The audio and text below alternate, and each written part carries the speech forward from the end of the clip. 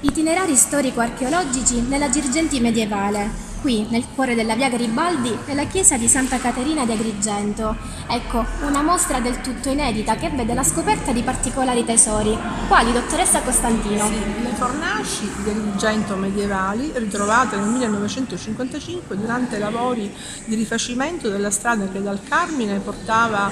appunto al Museo Civico e sotto Santa Lucia, nella salita che porta da via Dante a via Porta di Mare. Sono state trovate queste fornaci, 4 fornaci in tempi diversi,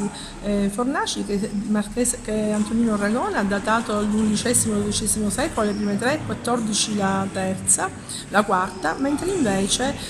oggi, grazie agli studi, si scoprono una datazione più antica, quindi già erano nel IX secolo e quindi sotto gli arabi, quindi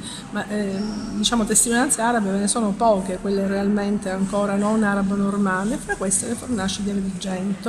che assieme ai resti del castello arabo che è inglobato nel convento dei padri Ligorini costituiscono una testimonianza preziosa. Da qui è importante anche perché sarebbe giusto realizzare un museo diffuso nel territorio del Rabbato, perché è da qui che parte la storia sul colle, in modo che possa essere un percorso complementare anche alla terra vecchia, rappresentata dalla cattedrale, dalla terra nuova, dalle compagnie religiose più importanti, dal patriziato urbano e dalla Valle dei Templi.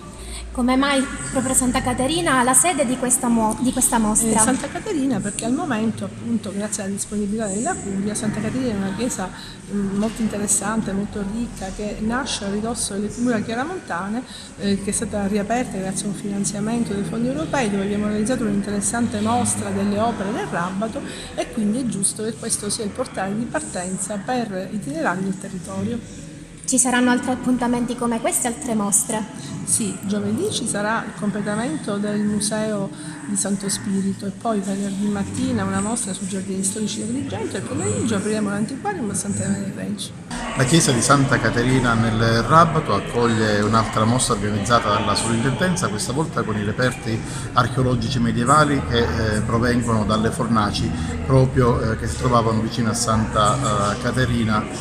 sotto via Dante. Ancora una volta Santa Caterina, già inaugurata e riaperta come polo museale per narrare e raccontare la storia della città del Rabbato in maniera particolare attraverso la statuaria che è stata recuperata, si presta ad accogliere un altro momento che è fondamentale per aiutare la città ad acquisire ancora più consapevolezza sulla sua identità, che non è solo classica legata alla Valle dei Templi, ma anche medievale, che qui ha portato la ricchezza della quale ognuno di noi dovrà goderne recuperando la storia e la tradizione.